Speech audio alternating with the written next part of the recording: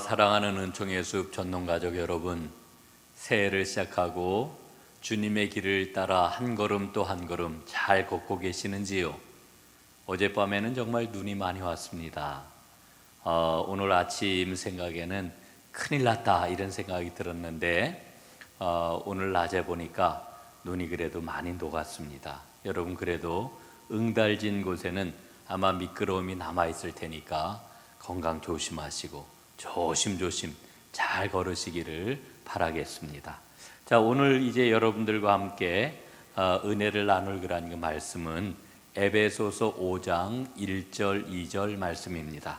함께 보도록 하겠습니다. 에베소서 5장 1절 2절. 댁에 계시지만은 한번 함께 한 목소리로 합독을 해보겠습니다. 시작. 그러므로 사랑을 받는 자녀같이 너희는 하나님을 본받는 자가 되고 그리스도께서 너희를 사랑하신 것 같이 너희도 사랑 가운데서 행하라. 그는 우리를 위하여 자신을 버리사 향기로운 제물과 희생 제물로 하나님께 드리셨느니라. 아멘. 자, 오늘 제가 전할 말씀의 제목은 사랑으로 행하라 하는 그런 그 제목입니다.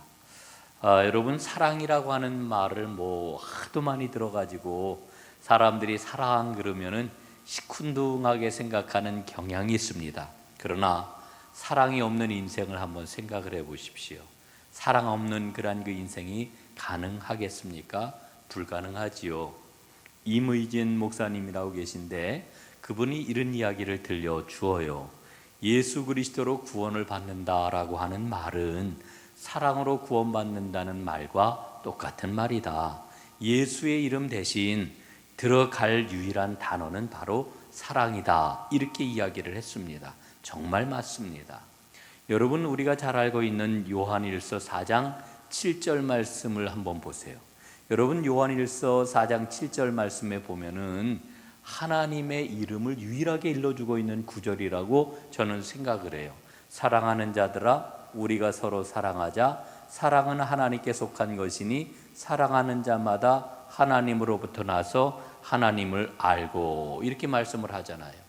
그 하나님은 사랑이시다라고 하는 이 말씀을 통해 가지고 우리는 정말 하나님은 사랑이시로구나 하는 것을 깨닫는 것 아닙니까?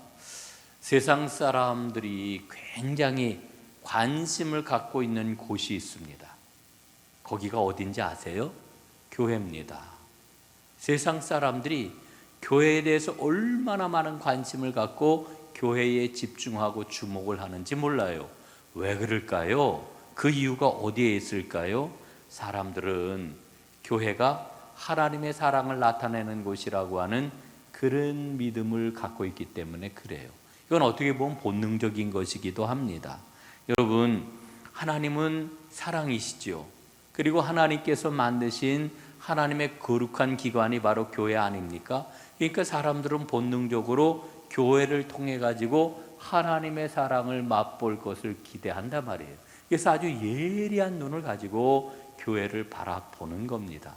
교회를 통해서 뭐를 얻기를 바라는 거예요? 사랑을 얻기를 바라는 거예요. 그런데 교회가 그 기대한 것만큼의 그런 그 사랑이 나타나지 않을 때 사람들은 가차없이 비판을 하는 거예요. 교회가 뭐 저래? 저게 진짜 교회야? 이렇게 이야기를 한단 말이지요. 저는 요즘 그 한국 교회가 사람들에게 비난을 받는 이와 같은 모습을 보면서 사람들이 교회에 대해서 이렇게 돌팔매질을 하다니 있을 수 없는 일이지. 저는 이래서는 안 된다고 생각을 합니다. 오히려 지금 사람들이 교회를 향하여서, 교회에 대하여서 사랑에 대한 기대를 가졌다가 그 기대가 지금 충족되지 않으니까 지금 이렇게 교회를 향해서 비난하는구나, 이렇게 생각하고 우리 자신을 돌아보고 하나님 앞에 우리가 사랑으로 온전하게 서 있는지를 다시 한번 점검을 해야 되는 그러한 그 기회로 삼아야 된다고 생각을 하는 거지. 여러분, 오늘 본문 2절에서 뭐라고 말씀을 하셔요? 이렇게 말씀하고 있잖아요. 그리스도께서 너희를 사랑하신 것 같이 너희도 사랑 가운데 행하라, 이렇게 말씀을 해주고 있어요. 사랑하라는 거예요. 사랑하라. 왜 우리가 사랑을 해야 됩니까? 바로 우리가 믿는 하나님이 사랑이시기 때문에 그런 거지요. 1절 말씀에도 보니까 그러므로 사랑을 입은 자녀같이 너희는 하나님을 본받는 자가 되고 이렇게 말씀을 하셔요. 하나님을 본받는 자가 되어야 된다 이렇게 말씀을 해주고 있는 거지요. 좀 더 구체적으로 보면은 바로 요한일서 4장 7절 8절 말씀에 보면은 사랑하는 자들아 우리가 서로 사랑하자. 사랑은 하나님께 속한 것이니 사랑하는 자마다 하나님으로부터 나서 하나님을 알고 사랑하지 아니하는 자는 하나님을 알지 못하나니 이는 하나님은 사랑이심이라 이렇게 말씀해 주고 있는 거지요. 여러분 이 말씀을 보세요. 이 말씀을 통해 가지고 우리가 발견하는 게 있어요. 사랑함으로 우리가 하나님께 속하였다라고 하는 것을 드러낸다는 거지요.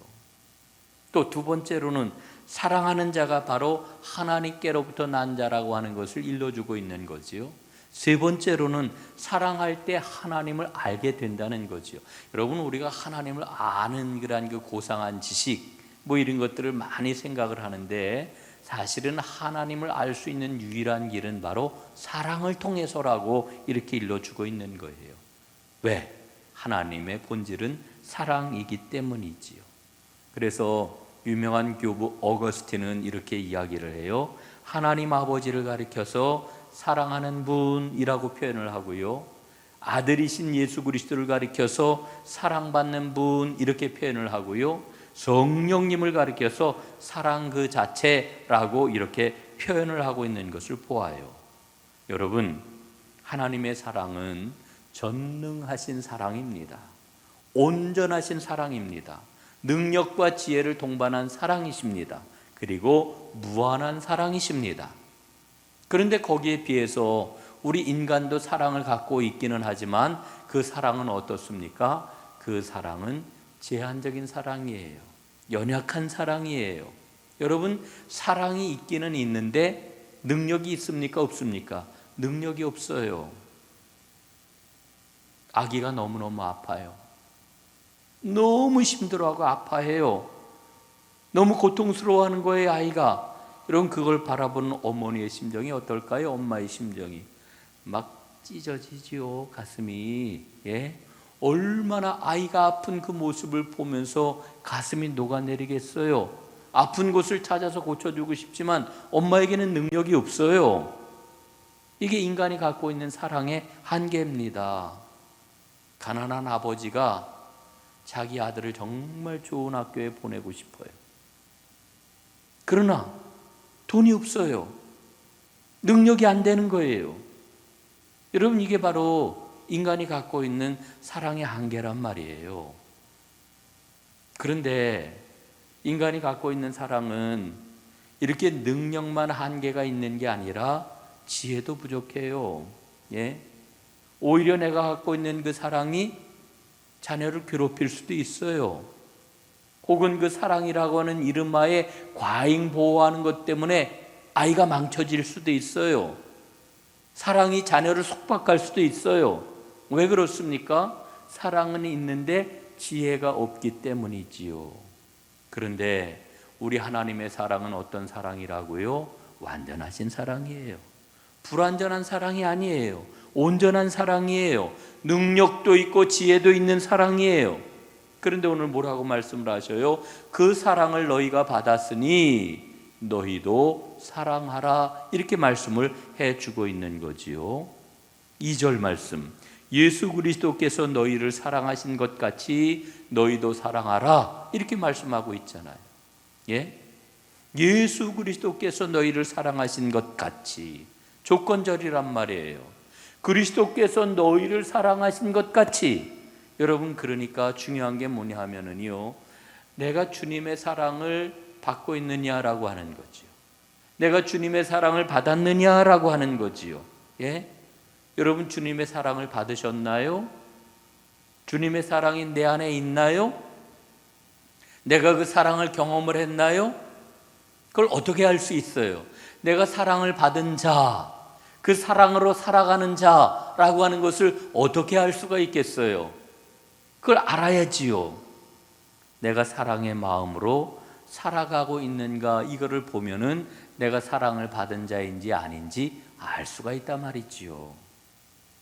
여러분, 작년에 우리 교회에서 이제 그 성지 순례를 가려고 준비를 하고 사람들을 막 모집을 하다가 코로나 때문에 성지 순례를 못 갔지요. 저도 지금 목회를 한 지 30몇 년이 되었지만은 성지 순례를 못 갔어요. 기회가 있었는데 그 기회를 제가 제대로 살리지를 못해가지고 가지를 못했어요. 그래서 저도 작년에 우리 성도님들하고 성지 순례를 이제 드디어 가는가 보다 이런 게 생각을 했는데 코로나 때문에 결국은 못 갔지요. 그런데 성지 순례를 가게 되면은 꼭 두 군데를 본다고 그러잖아요. 하나는 갈릴리 호수, 갈릴리 바다를 보고요. 또한 사해 바다를 보고요. 이 두 군데는 꼭 본다고 그러는데, 여러분이 갈릴리하고 사해가 우리에게 일러주는 바가 굉장히 커요. 이 갈릴리는 이스라엘의 여러 자연 풍광 가운데서도 아주 손꼽히는 아름다운 풍광을 자랑하는 곳이라고 이렇게 이야기를 해요. 그런데 아름다울 뿐만 아니라 이 갈릴리 바다에는 아주 풍성한 어족 자원이 있어가지고 아주 많은 사람들을 살린다고 이렇게 이야기를 하지요. 이유가 있습니다. 갈릴리 호수 위에 헐몬산이라고 하는 높은 산이 있는데, 그 헐몬산에서부터 내려오는 그러한 그 물을 갈릴리 호수가 다 받아들이는 거예요. 그리고 그 물을 호수에 다 품는 거예요. 그런 다음에는 물을 어떻게 해요? 아래로다 흘려보내요. 요단강, 요단강으로다 물을 계속해서 흘려보내는 거지요. 그런 그 물이 막 흘러가는 거예요. 그래서 위에서부터 물을 받고 그리고 밑으로 물을 흘려보내므로 언제나 생명이 풍성한 그런 그 바다가 바로 갈릴리 바다라고 이렇게 이야기를 해요. 그런데 거기에 비해 가지고 요단강이 달려가서 마침내 그 마지막으로 도달하는 곳이 어디냐 하면은 사해 바다인 거지요. 사해. 여러분이 사해라고는 말은 말 그대로 죽을 사자 바다 해자잖아요. 죽음의 바다입니다. 사해 바다에는 어떠한 생명체도 살 수 없는 그런 그 바다라고 그래요. 사해는 물을 받기만 하고 내주지를 못해요. 또 이 사해 바다 밑바닥에 보면은 광물질들이 막 이렇게 솟아난다고 그래요. 그래서 그 광물질 때문에 또 이 바닷물이 다 말라가지고 너무 짠 물이 되어가지고 어떤 생명체도 살 수 없는 죽음의 바다가 되었다고 이야기를 하지요. 이 사해 밑바닥에서 솟아나는 광물질은 예습관과 쓴 뿌리의 상징이라고 이렇게 이야기를 하지요. 성경 지리의 두 배경이 되는 이 갈릴리와 그 다음에 사해 바다는 우리 믿음 생활에 아주 생생한 상징이 되는 거예요. 예수를 진정으로 만난 사람은 주님의 사랑을 받아가지고 위로부터 부어주시는 사랑으로 풍성해질 뿐만 아니라 그 사랑을 아래로 흘려보내는 사람이다, 이렇게 이야기를 할 수가 있지요. 여러분, 오늘 말씀의 핵심이 뭡니까? 하나님을 본받는 자가 되라는 거예요. 하나님을 본받는 자가 되라. 참 대단한 말씀 아닙니까? 하나님을 본받는 자가 되라. 그리스도께서 너희를 사랑하신 것 같이 너희도 사랑 가운데서 행하라. 이게 바로 하나님을 본받는 길이라고 하는 거지요. 그리스도를 본받는 사랑은 과연 어떤 사랑이겠습니까? 한 가지를 보면 알 수가 있어요. 자기중심적인 사랑이냐 아니냐, 이걸 보면은 알 수가 있는 거거든요. 자기중심적인 사랑은 어디에 초점을 맞춰요? 자기에게 초점을 맞춰요. 이웃에게는 무관심해요. 이기심으로 가득해요. 이런 사람은 온갖 더러운 것과 탐욕으로 연결이 되어 있는 그런 사람이지요. 그러니까 말하는 것도 누추하고 그 말 속에 어리석음이 가득 담겨 있는 거지요. 그러나 희생적인 사랑은 초점이 어디에 맞추어져 있어요? 자신에게 있는 게 아니라 하나님께 맞추어져 있어요. 이웃에게 맞추어져 있어요. 그래서 그런 사람의 말은 늘 감사와 은혜와 찬양으로 가득하게 되는 거지요. 여러분, 1907년도 평양 장대현 교회에서 부흥회가 열렸어요. 그때 길선주 목사님이 설교를 하셨는데 사회자에게 갑자기 줄을 좀 갖고 오세요 이렇게 이야기를 했대요. 줄. 그리고는 줄로다 자기 허리를 질끈 동여 매고서는 사회자에게 부탁을 하기를 단단하게 붙잡고 계세요 이렇게 그 이야기를 했다는 거죠. 그리고서는 건너편에 앉아있는 선교사님을 향하여서 이제 가려고 했습니다. 그런데 줄이 묶여 있으니까 어때요? 가지를 못하는 거지요. 뭐 가려고 그래도 못 가니까 그때 길선주 목사님이 이렇게 외쳤답니다. 이게 나를 세상에 묶어두고 있는 죄의 사슬이요, 이 사슬을 끊어버리고 하나님의 나라, 영원한 사랑의 나라에 들어가려고 하는데 나를 놓아주지 않는구나, 이렇게 한탄을 했다는 거죠. 그리고서는 그 말이 끝나고 나서 다시 한번 힘을 써가지고 불끈 힘을 쓰니까 줄이 끊어지면서 이 길선주 목사님이 선교사에게 달려가가지고 두 사람이 얼싸안았다는 거죠. 두 사람이 딱 얼싸안을 때에 놀라운 사랑의 역사가 일어났다, 이렇게 교회 역사는 우리에게 일러주고 있는데, 사실 그때예요, 선교사들하고 우리 한국교회 지도자들하고 여러 가지 좀 좋지 못한 그런 감정들이 있었어요. 여러분, 그 이전에 1903년도에 원산에서 우리 감리교 선교사이신 하디 선교사를 통해 가지고 원산 대부흥 운동이 일어났던 거 여러분들 아실 거예요. 하디 선교사가 한국 땅에 들어와 가지고 아주 열심히 복음을 전하였지만, 그런데 그의 마음속에는 어떤 마음이 있었느냐 하면은 이 조선인들, 한국 사람들을 깔보는 마음이 있었던 거예요. 아유, 저 하찮은 사람들, 별 볼 일 없는 사람들, 아주 미천한 사람들, 뭐 이러면서 그 마음 속에 자기도 모르는 그 서양 사람이 갖고 있는 이 우월의식이 있었단 말이죠. 그런데 성령님께서 그의 마음을 움직여 주셨어요. 회개의 영을 부어 주셨어요.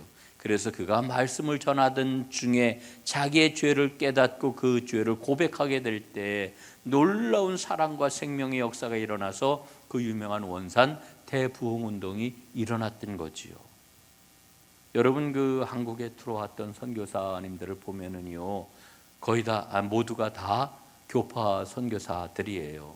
우리 감리교회를 보면은 북감리의 선교사, 남감리의 선교사, 또 장로교회 선교사님들을 보면은 북장로의 선교사, 남장로의 선교사, 그 다음에 캐나다 장로교회 선교사, 호주 장로교회 선교사, 뭐 이렇게 좀 전부 다 들어왔는데, 여러분, 그런데 이렇게 많은 교파에서 들어오다 보니까 선교사들끼리도 사이가 안 좋고 갈등이 생기고, 또 우리 한국 교인들하고도 갈등이 생기고, 이런 일들이 있었던 거죠. 그런데 성령의 강한 역사가 일어나게 되니까 이 모든 것들이 다 무너지고 사랑으로 하나 되는 놀라운 역사가 일어났던 겁니다. 여러분, 자기 중심적인 사랑이 아니라 자기 희생적인 사랑은 하나님 나라를 기업으로 받게 하는 것입니다.